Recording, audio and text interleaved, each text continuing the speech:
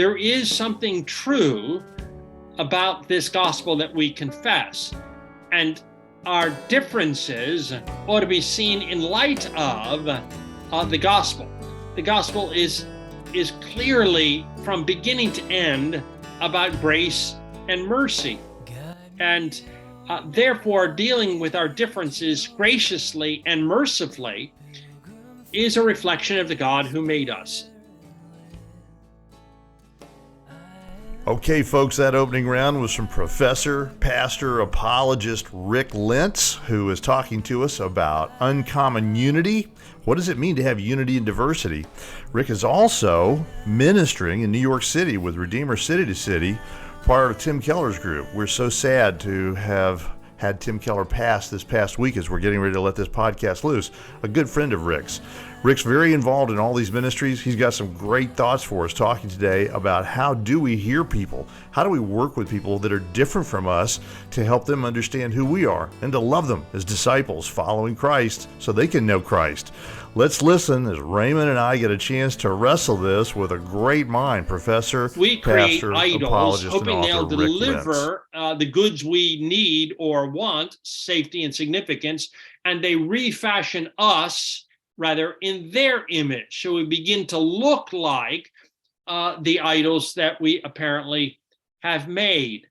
The golden calf episode in Exodus 32 is the prime example. So the Israelites become like that golden calf. They don't have ears to hear, eyes to see, imagery used across the rest of scriptures, which just connotes this notion that the idols that we hope in end up refashioning our hopes, our dreams, our purposes, our safety valves, and the like. So that's not surprising that if we suppose our 401k is going to save us, we'll start thinking all of life my life is oriented around those retirement savings. I mean, the list could go on and on. So the idols that we fashion reshape us.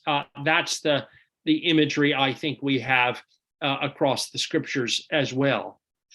So Rick, one final thing on all of that. One of the things I've reflected on this whole discipleship stuff and the modern challenge we face of self-identity is how that really is the original sin.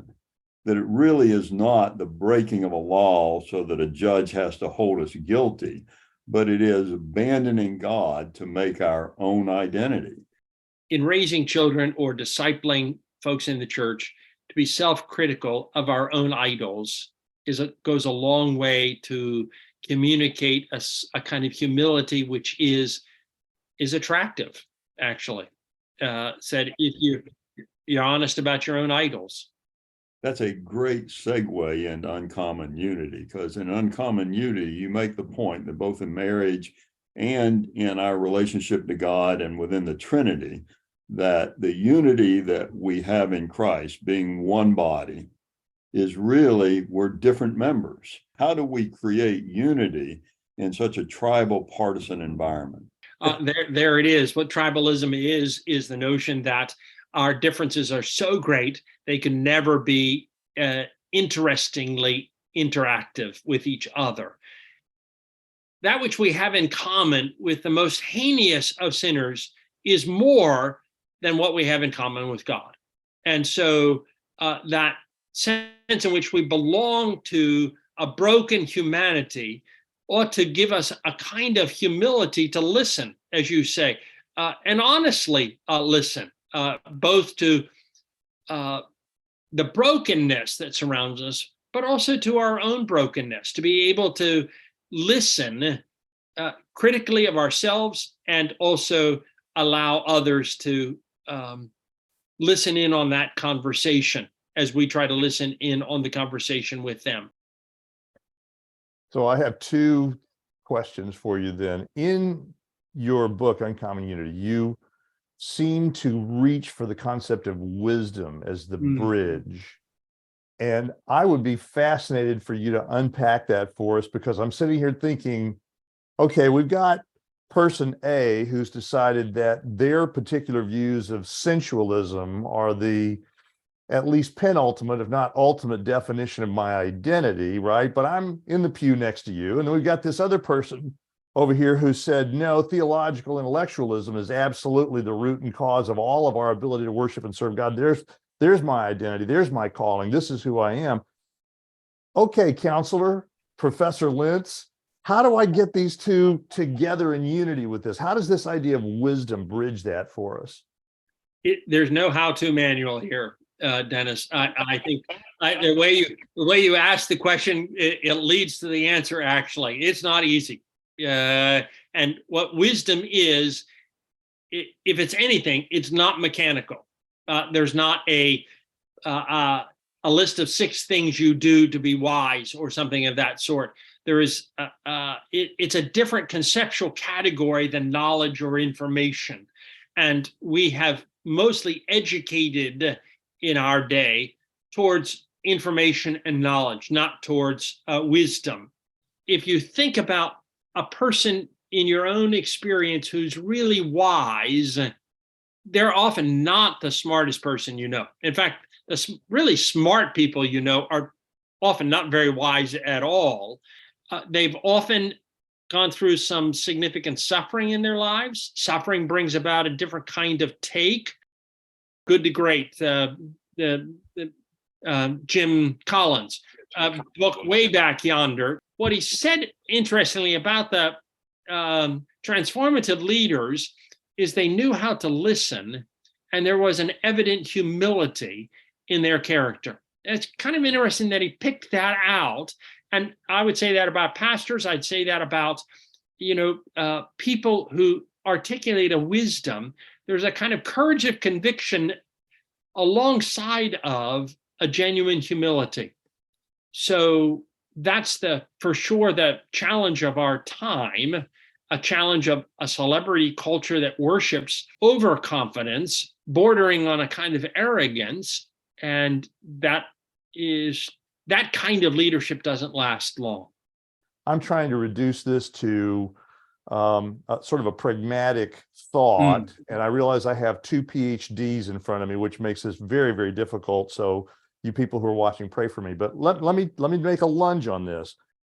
I think, Rick, I heard you talk about reconciliation in the pews in terms of unity. If I could scope it down to that particular example, is the characteristics of loving the other Imago Dei enough to listen to the other Imago Dei enough to understand the other Imago Dei enough, with the resurrection sitting at the center of it. I think I heard those kind of pieces as the wisdom that you're trying to articulate. Is that getting close enough for a... Well, I think very, very much so, Dennis. And thanks for making it more concrete. I know Raymond and I like to be more abstract than concrete. We are, overly cautious about pragmatism, but there is something concrete and practical about life. And I think that the ability to listen across our differences, all the while keeping Jesus at the center of the conversation, is the trick. I want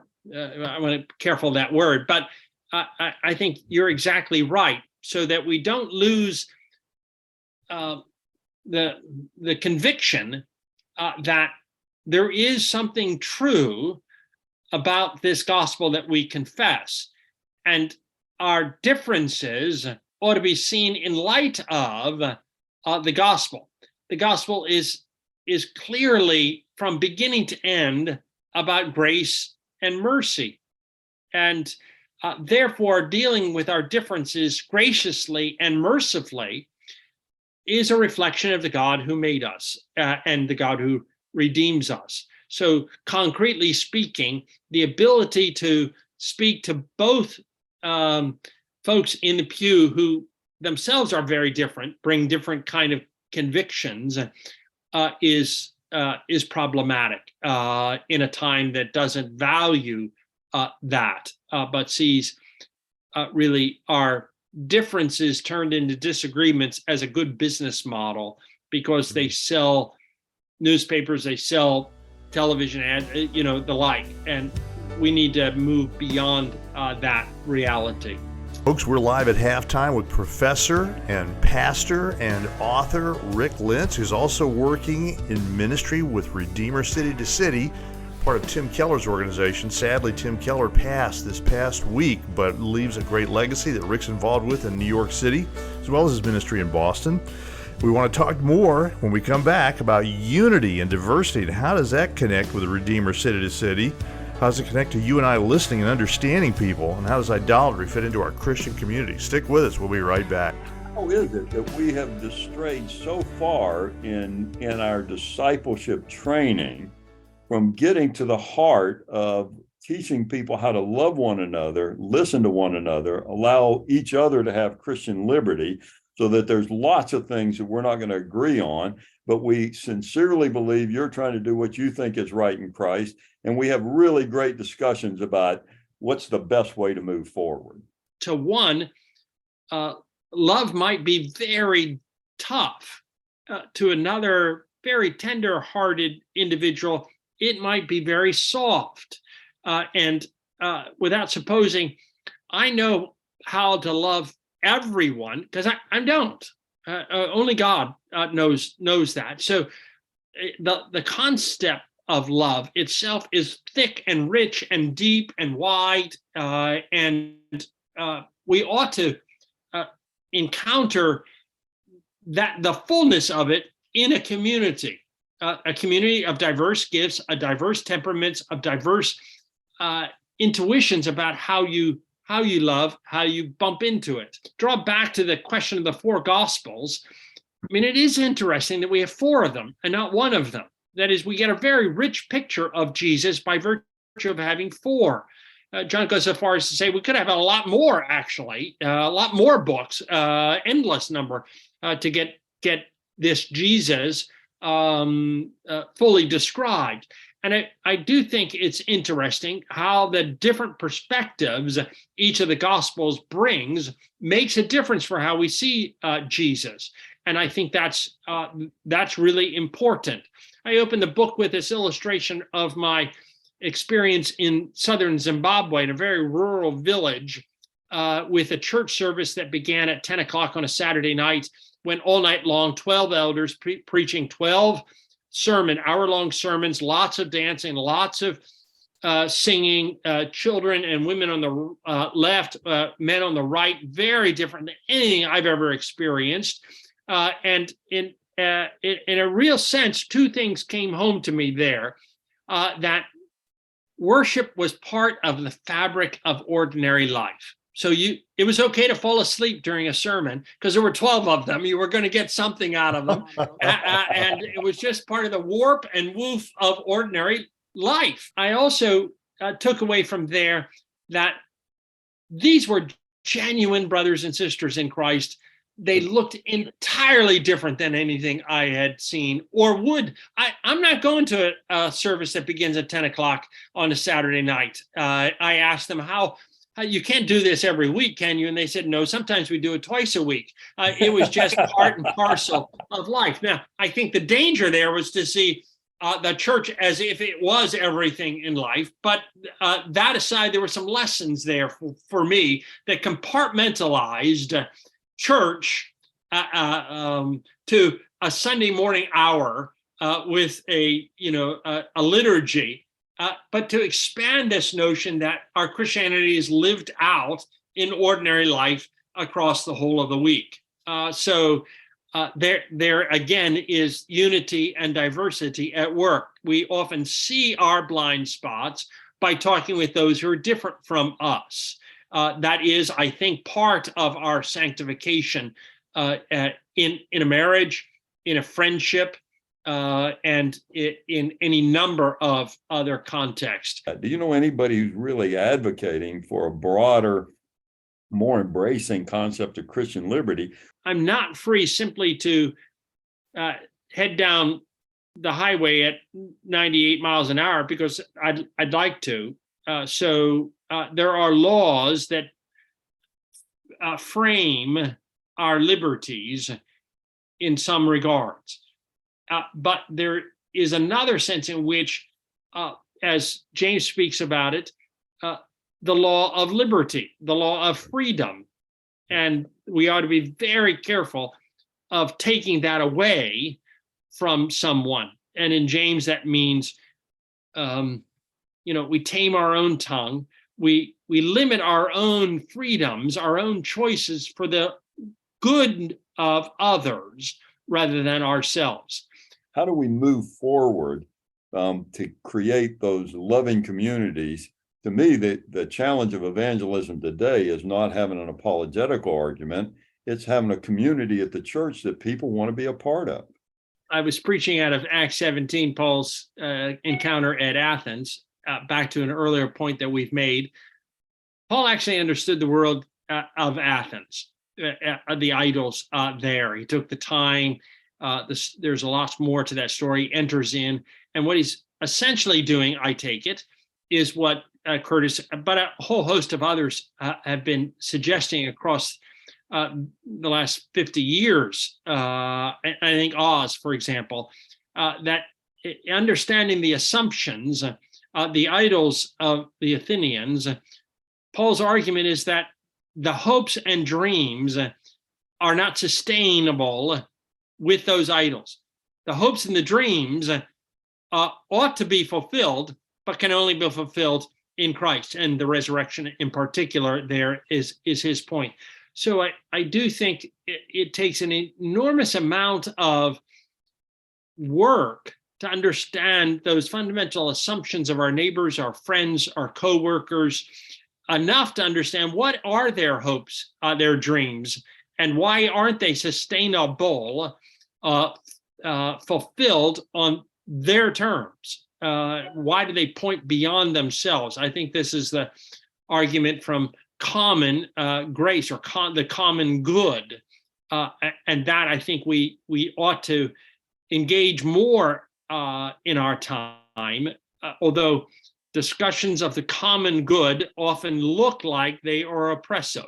Yeah, that's the challenge, I think, of this strategy. And I'm very much in favor of this Augustinian strategy of entering into the stories of our culture and retelling them in the light of the gospel. But that project can be viewed as you imposing your story on me.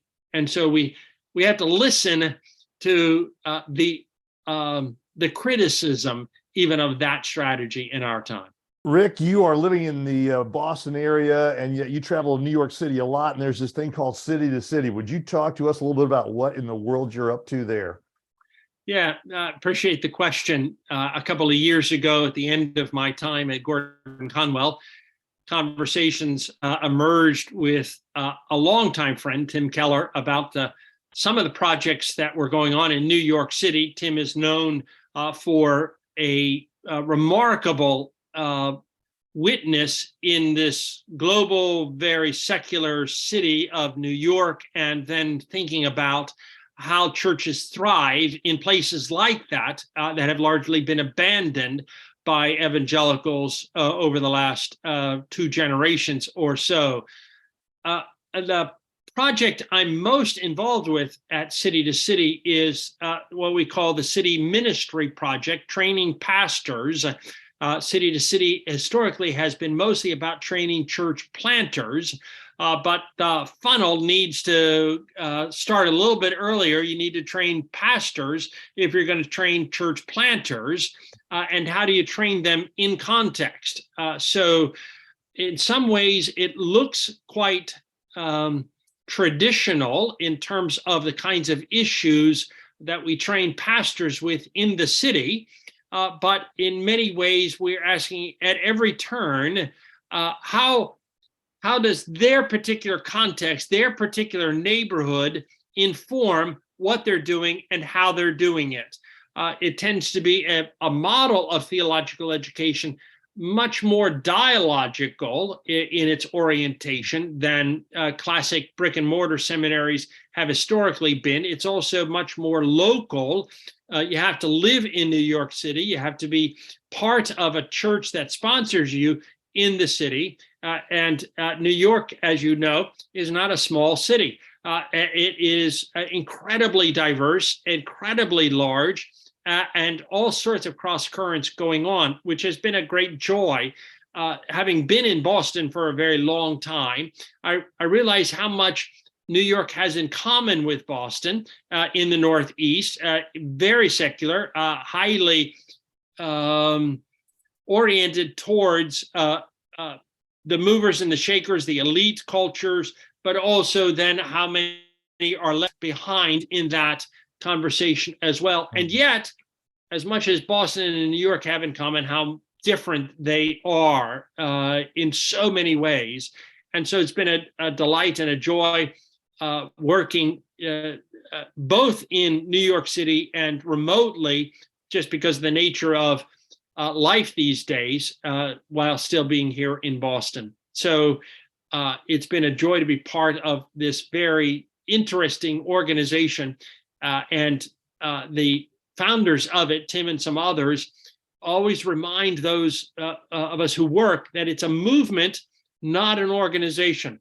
Rick, if a pastor in New York City happens to be watching this podcast and goes, I want to know more about this, where would they look to pick up information that you're talking about? Yeah, on the City to City website, redeemercitytocity.com, and lots of menus down that you can look for the city ministry project. What's one other interesting piece about it is that it was oriented towards those who had no theological education, no seminary training.